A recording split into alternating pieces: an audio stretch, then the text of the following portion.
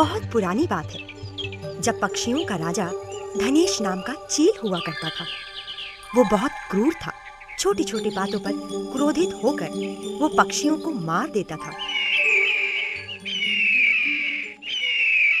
सभी पक्षी उससे डरते थे। एक दिन उसके अत्याचार से तंग होकर सभी पक्षियों ने मिलकर एक सभा बुलाई। ये सभा धनेश से छुपकर की जा रही थी। उस सभा में धनेश के अत्याचारों पर चर्चा की गई। सभा के अंत में फैसला हुआ कि धनेश को हटाकर किसी दूसरे पक्षी को पक्षियों का राजा बनाया जाए और नए राजा का चुनाव किया जाए। सभा के दौरान किसी ने तोते का नाम सुझाया तो किसी ने मोर का। एक बुजुर्ग गिद्ध ने बुलबुल के नाम का प्रस्ताव रखा। अंत में सभी ने एक मत होकर बुलबुल को पक्षियों का राजा बनाने का निर्णय कर लिया। परंतु धनेश को ये कौन बताएगा कि वो हमारा राजा नहीं है? ये खबर लेकर जो भी उसके पास जाएगा वो अवश्य ही मारा जाएगा, क्योंकि धनेश को ये खबर अच्छी नहीं लगेगी। मैं पहले से ही इस समस्या के बारे में सोच रहा था। इसके लिए मुझे मित्र कठफोड़वे की सहायता लेनी पड़ेगी। मैं तैयार हूँ। महाराज, सभी ने सोचा है कि आपको हमारे सामने अपनी शक्ति व योग्यता साबित करने के लिए कुछ करना चाहिए। क्या करना चाहिए? आपको एक पेड़ की मोटी शाखा को तोड़ना होगा। फिर? यदि आप सफल रहे तो सभी पक्षी आपकी शक्ति व ताकत को जान लेंगे और आप हमारे राजा बने रहेंगे। यदि आप पेड़ की शाखा को तोड़ने में असफल रहे तो जो भी पक्षी उस शाखा को तोड़ेगा वो हमारा राजा होगा।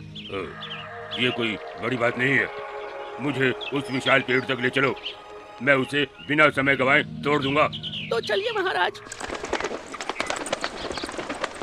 इस प्रकार उल्लू और धनेश विशाल घने पेड़ की ओर उड़ चले। सभी पक्षी वहां पहले से ही एकत्रित थे। धनेश अपनी चोंच से उस पेड़ की शाखा को तोड़ने लगा। वो कई घंटे तक प्रयास करता रहा और पूरी तरह पसीने में भीग गया, परंतु पेड़ की शाखा को कोई नुकसान न पहुंचा सका।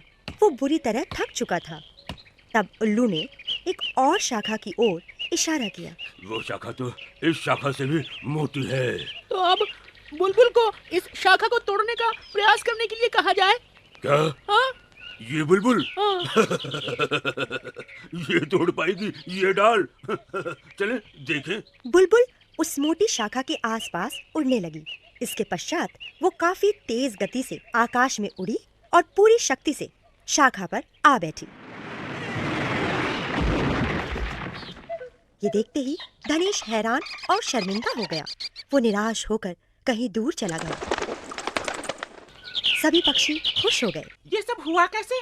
दरअसल मैंने कई घंटों पहले कठफोड़वे को पेड़ की शाखा को खोखला करने के काम पर लगा दिया था। बाद में बुलबुल अपनी पूरी क्षमता से शाखा पर उतरी और शाखा टूट गई। मूर्ख धनेश यही सोचता रह गया कि बुलबुल ने ही अपनी शक्ति से शाखा को तोड़ा है।